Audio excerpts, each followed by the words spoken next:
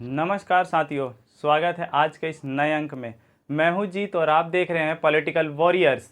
आज के इस अंक में हम चर्चा करेंगे पाश्चात्य राजनीतिक विचारक प्लेटो के बारे में।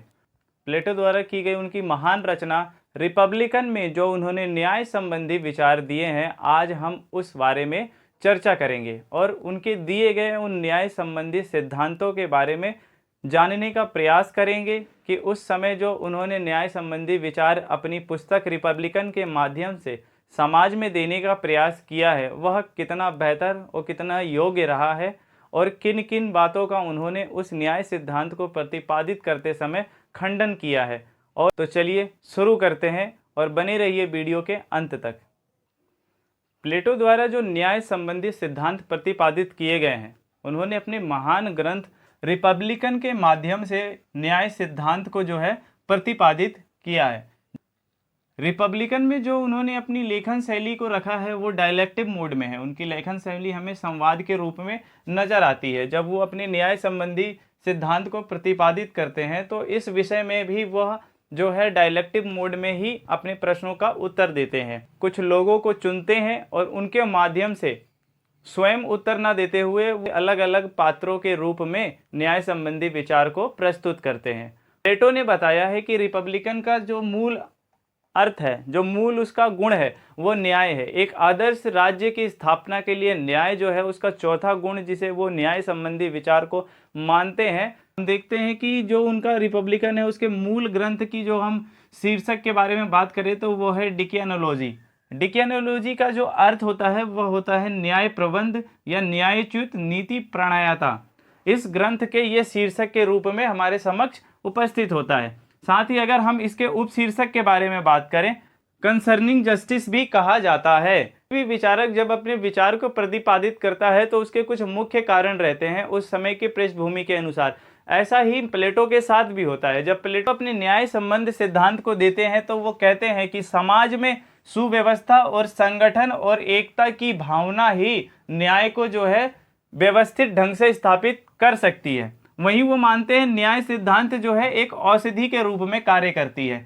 न्याय सिद्धांत एक ऐसी औषधि है जो समाज के सभी व्याधियों को खत्म करती है और समाज में एक बेहतर जीवन को प्रदर्शित करती है। इस सिद्धांत के रूप में भी उन्होंने न्याय को उतारा है। हम देखते हैं इनके न्याय का जो विशेष तर्क रहा है, वो न्याय जो इनका है वो सोफिस्टों की देन है।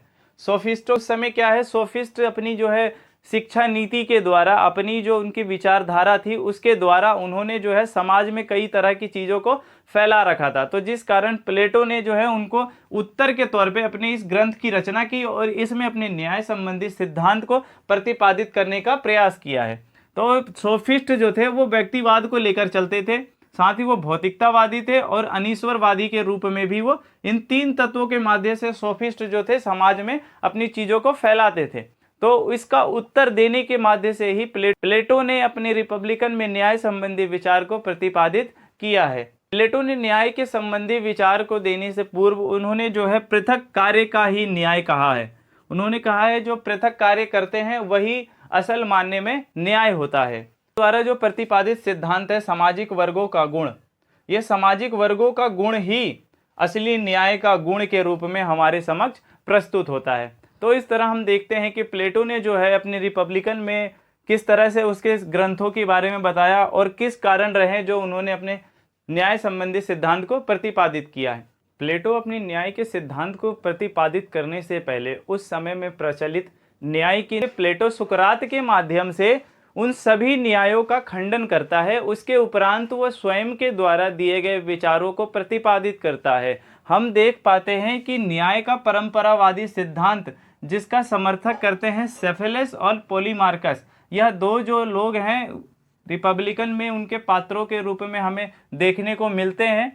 तो सेफेलस और पॉलीमार्कस जो है परंपरावादी न्याय का सिद्धांत जो है इसके समर्थक के रूप में अपने विचार प्रस्तुत करते हैं। तत्पश्चात सुकरात जो है प्लेटो के माध्यम से सुकरात इन सभी विचारों का खंडन करता है। उसके उपरांत हम देखते हैं न्याय का उग्रवादी सिद्धांत जिसका जो प्रतिपादित करता है वो सोफिस्ट होते हैं। उग्रवादी सोफिस्ट जो थ्रेसीमैक्स है, थ्रेसीमैक्स एक सोफिस्टवादी होता है और अहंकारी होता है। उसके उपरांत वो जो है इस उदारवादी सिद्धांत का प्रतिनिधित्व करता है। वहीं हम देखते हैं न्याय का व्यवहारवादी जो सिद्धांत है, इसमें प्लेटो के दो भाई ग्लाका और एंडीमेंटस जो हैं इस सिद्धांत का जो है प्रतिनिधित्व करते हैं। हम एक एक करके इन सभी सिद्धांतों के बारे में, प्लेटो द्वारा जो उनके सिद्धांतों का खंडन किया गया है और तत्पश्चात अपने विचार जो उन्होंने प्रस्तुत किया है, उन सभी विचारों के बारे में हम विस्तार से जानेंगे। प्लेटो द्वारा जो न्याय संबंधी सिद्धांत का जो पहला खंडन किया गया है वह है न्याय का परंपरावादी सिद्धांत, जो पहले सिद्धांत के रूप में हमारे समक्ष आता है और उस पर जो है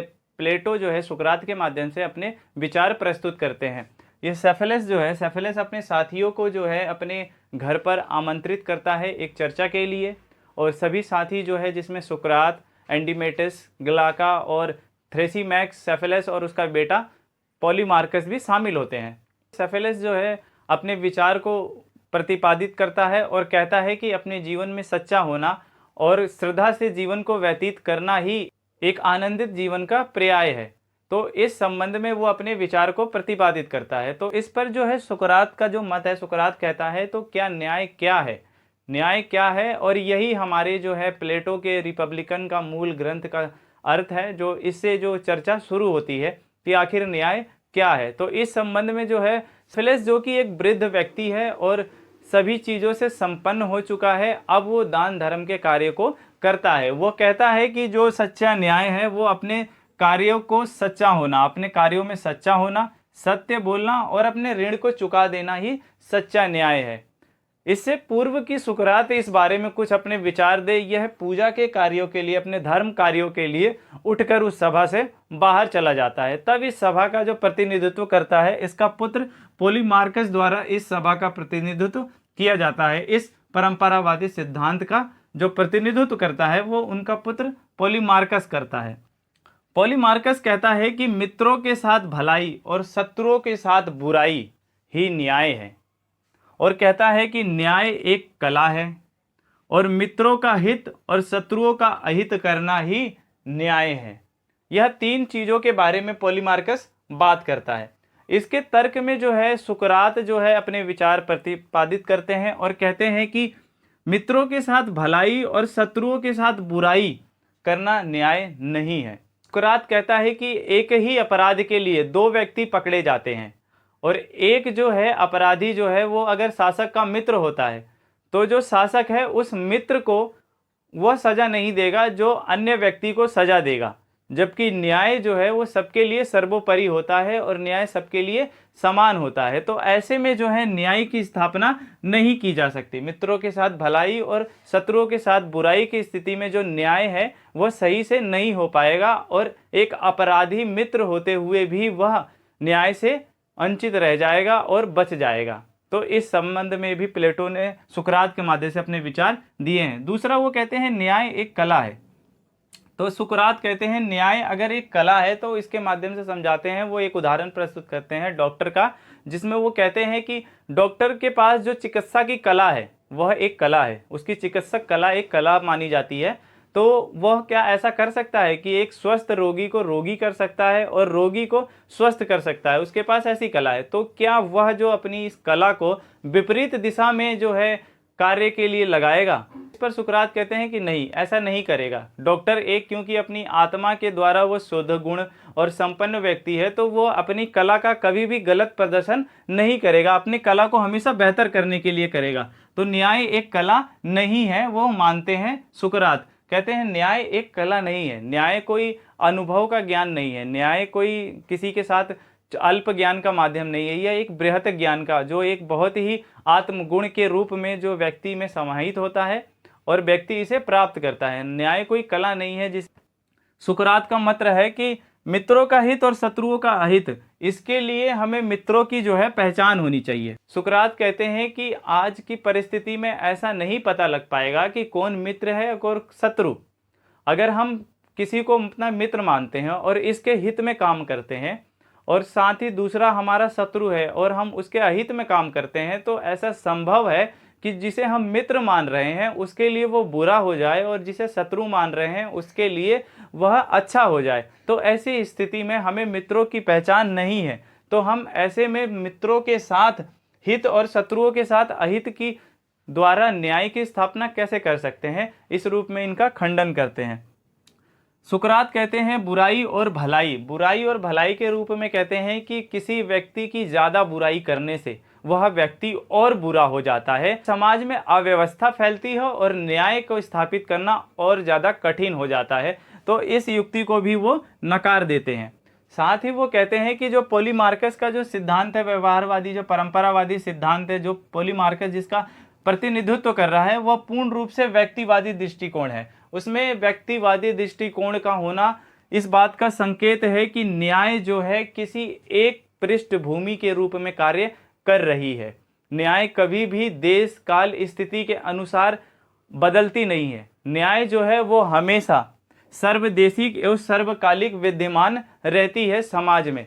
तो इस रूप में भी तर्क जो है अपने प्रस्तुत करते हैं और सुकरात जो है इन विभिन्न तर्कों के द्वारा जो है इस परंपरावादी सिद्धांत का खंडन करते हैं और इस सिद्धांत को न्यायोचित ठहराने से मना कर देते हैं। ये कहते हैं कि ये न्यायोचित सिद्धांत नहीं है और इस तरह वह जो है सेफेलेस और पॉलीमार्कस चुप हो जाते हैं और दूसरे सिद्धांत के रूप में जो हमारे समक्ष आते हैं उग्रवादी विचारक। जो दूसरा विचार है वो हमें उग्रवादी सिद्धांत के रूप में सामने आता है। उग्रवादी सिद्धांत का जो प्रतिनिधित्व करता है वो थ्रेसीमैक्स के द्वारा किया जाता है, जिसमें यह बताते हैं थ्रेसीमैक्स जिसमें बताते हैं कि न्याय क्या है।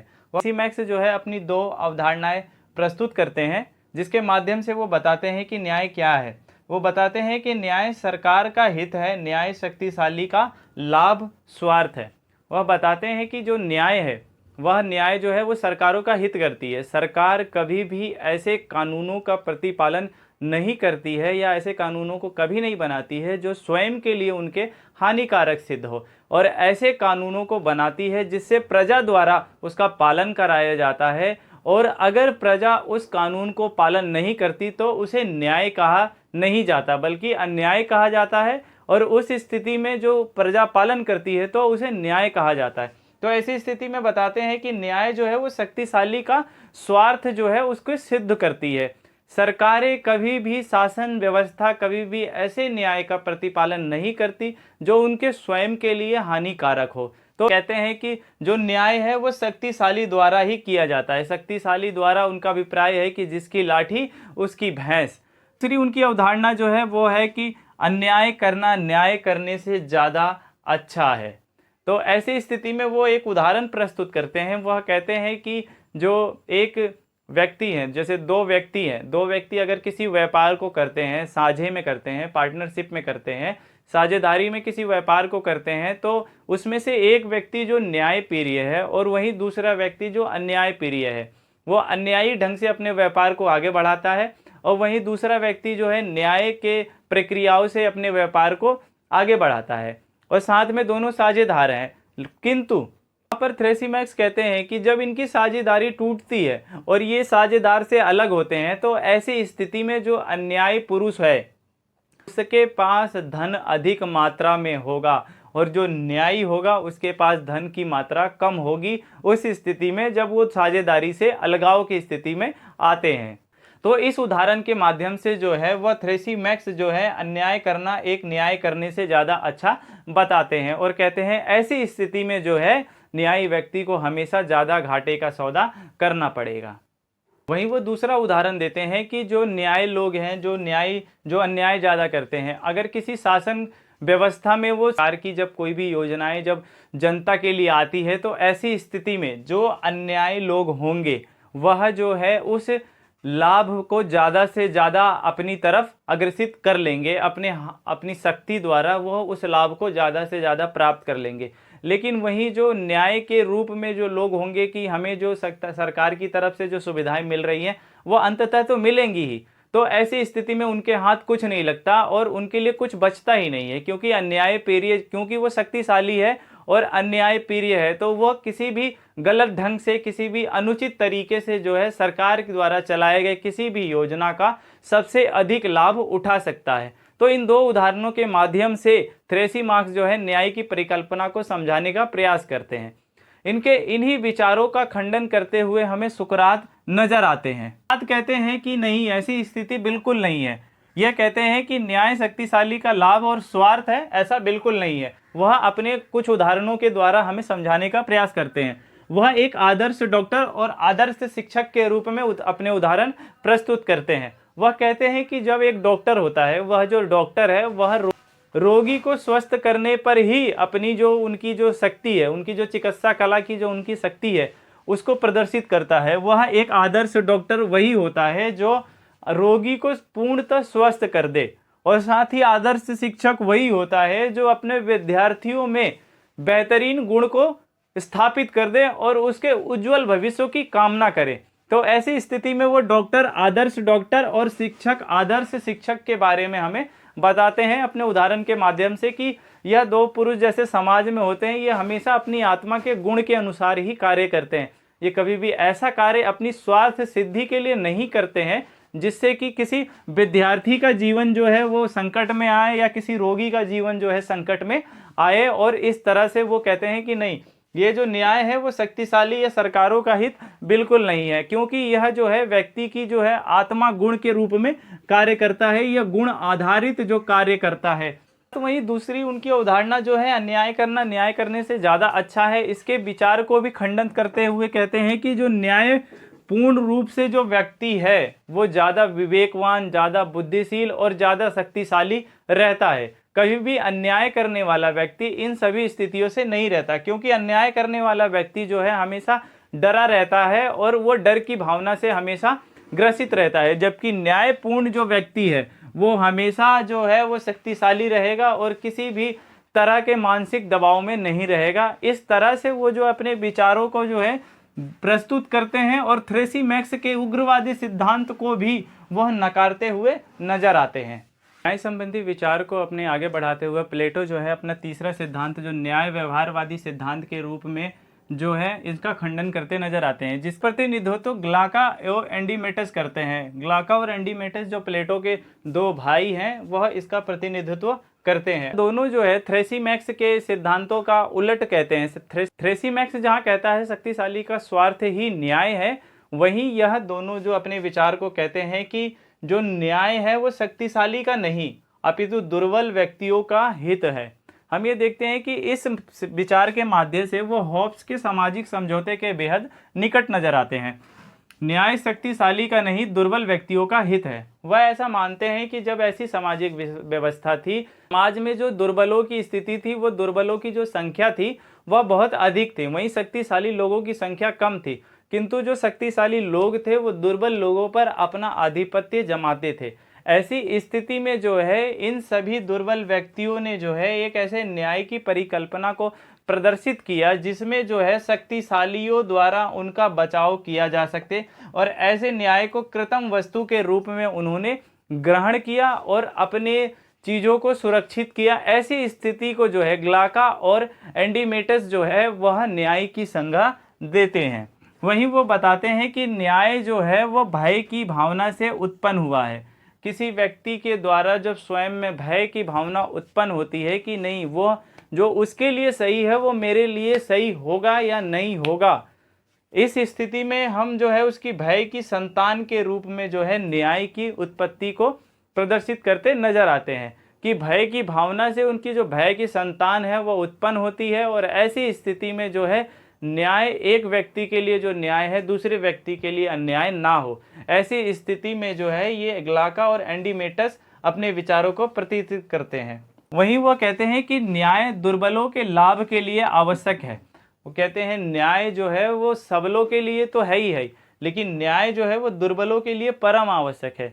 न्याय अगर नहीं होगा तो सबल पुरुष जो सबल शक्तिशाली लोग हैं वो कभी भी न्याय को दुर्बलों तक पहुंचने नहीं देंगे, और ऐसे में समाज का एक बहुत बड़ा भाग जो है न्याय से वंचित हो जाएगा।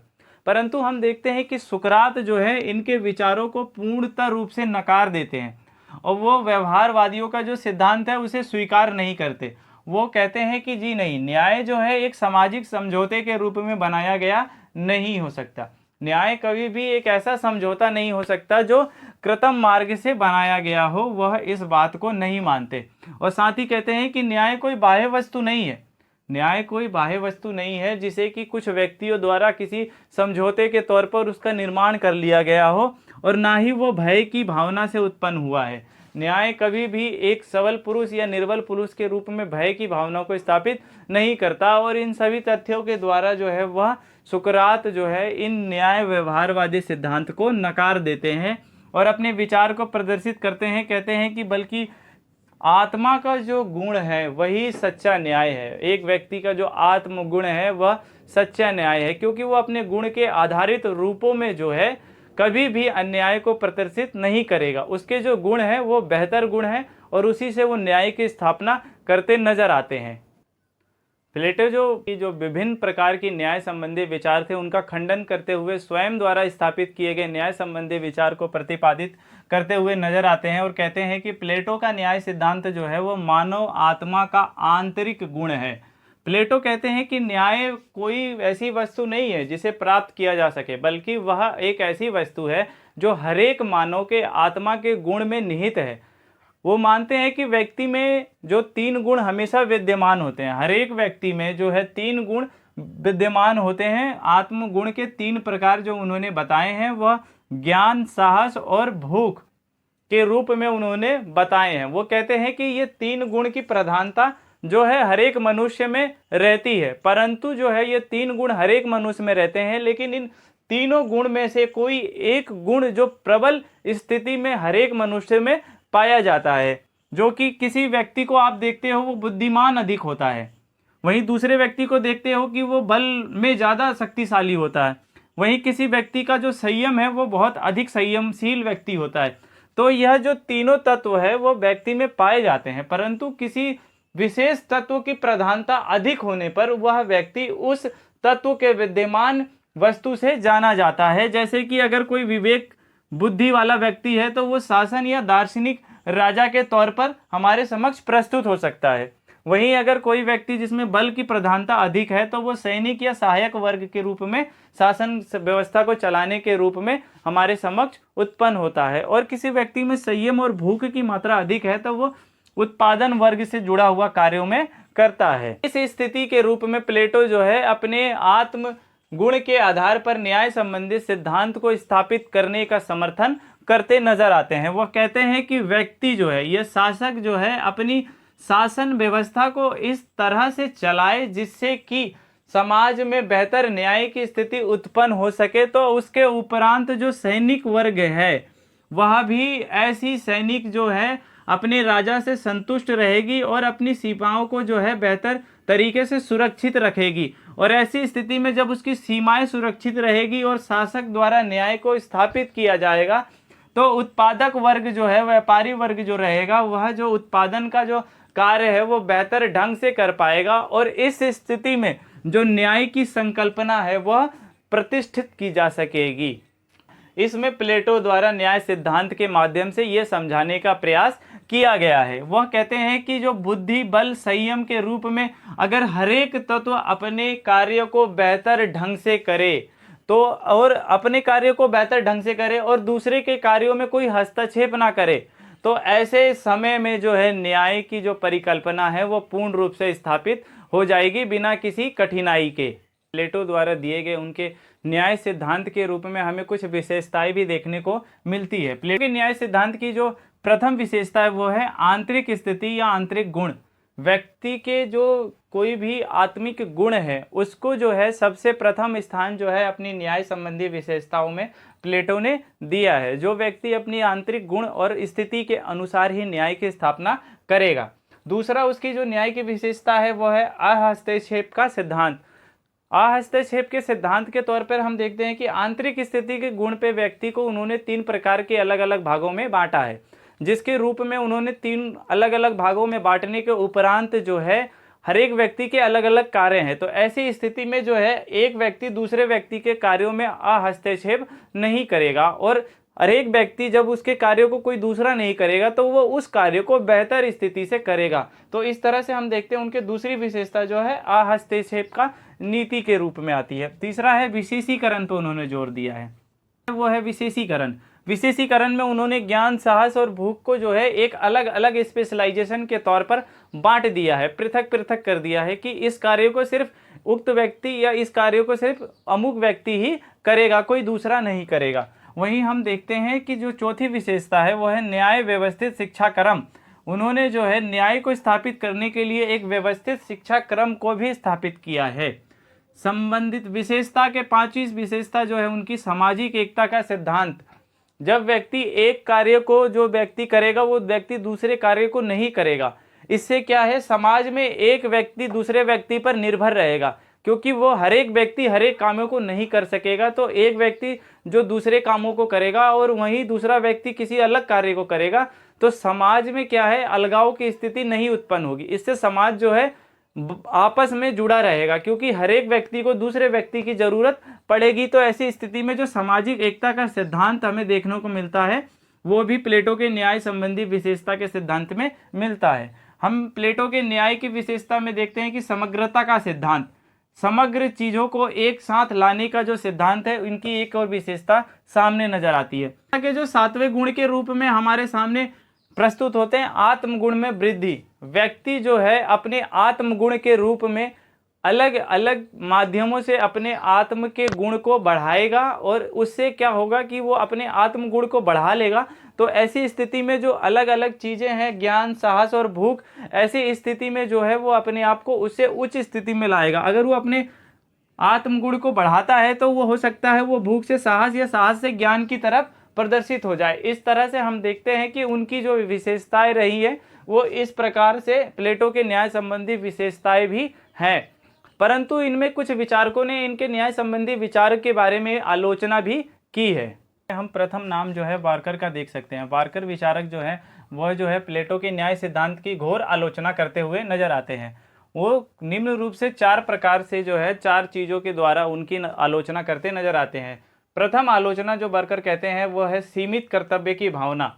वो कहते हैं कि व्यक्ति के आत्मिक गुण के कारण जो है प्लेटो ने जो है व्यक्ति के हर एक कार्य को जो है सीमित कर दिया है। उनके कर्तव्य की भावना जो है, किसी भी काम को लेकर करने की भावना जो है, उनके प्रति जो कर्तव्य है वो सीमित हो गई है। क्योंकि एक व्यक्ति का एक ही कर्तव्य है, उस समय वो किसी एक काम को ही करेगा क्योंकि दूसरा काम उसके लिए है ही नहीं। ऐसी स्थिति में जो है उसके कर्तव्य को सीमित कर दिया गया है। इसकी आलोचना जो है बार्कर द्वारा की गई है। दूसरा वो कहते हैं ये जो न्याय है वो निष्क्रिय न्याय है। निष्क्रिय न्याय के फलस्वरूप कहते हैं कि यह जो न्याय है वो एक तरह से विशेषीकरण की स्थिति को संयोजित करता है। न्याय जो है आत्मिक गुण के कारण वो न्याय मान लिया जा रहा है, जबकि वो न्याय ऐसा हो नहीं सकता है। दूसरी आलोचना जो है व्यक्ति का स्वांगिक विकास जो है वह संभव नहीं है। ऐसी स्थिति में वो कहते हैं कि व्यक्ति जो है अगर वो कोई विशेष कार्य विशेष स्थिति में करता है तो उसका जो विकास है, उसका जो सर्वगुण संपन्न वाला जो विकास है, स्वांगिक विकास है, वह उसका थम जाएगा और वह संभव नहीं हो पाएगा। उनकी जो चौथी और प्रमुख आलोचना हमारे सामने आती है कर्तव्य की प्रधानता। वो कहते हैं कि जब एक व्यक्ति किसी एक कार्य को करेगा तो उसकी प्रधानता जो है किसी एक विशेष कार्य के रूप में ही हमारे सामने आएगी, और जबकि उसके अनेक कई सारे कार्य होते हैं जिसकी प्रधानता उसके भीतर समाहित होनी चाहिए। तो इस स्थिति में जो है ये 4 प्रकार से उनकी आलोचना करते हैं। हम प्रोफेसर सेवाइन के द्वारा भी उनकी आलोचना देखते हैं। प्रोफेसर सेवाइन कहते हैं कि समाज में जो विषमता की स्थिति है वो उत्पन्न हो जाएगी इस न्याय व्यवस्था को स्थापित करने के बाद। वो कहते हैं कि जो समाज में विषमता इस प्रकार हो जाएगी क्योंकि व्यक्ति जो है उनके गुण के आधार पर पृथक है, वो किसी के कार्यों को हस्तक्षेप नहीं करेगा, अपने कार्यों को करेगा। तो हो सकता है आगे चलकर यह विशेष वर्ग जो विशेष कार्यों को करेगा, शासक वर्ग जैसे शासक का कार्य करेगा और उत्पादक वर्ग सिर्फ उत्पादक का कार्य करेगा, सैनिक वर्ग सिर्फ सैनिक का कार्य करेगा, तो वो एक ऐसी वर्ण व्यवस्था जो है स्थापित हो जाएगी। इस बात का इन्हें भय है कि एक ऐसी वर्ण व्यवस्था स्थापित हो जाएगी जिससे समाज में एक पृथक स्थिति या वर्ग के लोग उत्पन्न हो जाएंगे जो कि एक विषमता का कारण बन सकते हैं। तो ऐसी स्थिति में हम देखते हैं प्लेटो का जो विचारकों द्वारा जो है आलोचना भी उनके न्याय सिद्धांती संबंध के बारे में की गई है। आज के इस अंक में हमने प्लेटो के द्वारा दिए गए उनके न्याय संबंधी विचारों के बारे में जाना, और मुझे आशा है कि इस वीडियो को देखने के बाद प्लेटो के न्याय संबंधी विचार के बारे में आगे ऐसी कोई भी परेशानी सामने नहीं आएगी और आप प्लेटो के न्याय संबंधी सिद्धांत को बेहतर तरीके से समझ गए होंगे। तो अंततः यह वीडियो आपको कैसी लगी कमेंट सेक्शन में हमें ज़रूर बताएं और अपने मित्रों में इस वीडियो को ज़्यादा से ज़्यादा शेयर करें। अगर आप इस चैनल पर नए हैं और इस वीडियो को अभी देख रहे हैं तो चैनल को सब्सक्राइब करें और साथ ही बेल आइकन को प्रेस करें ताकि आने वाली इस तरह की राजनीति विज्ञान की सभी वीडियो जो है आपको मिले सबसे पहले। और अंत में जाते जाते शुभ रात्रि, सब्बा खैर, जय हिंद।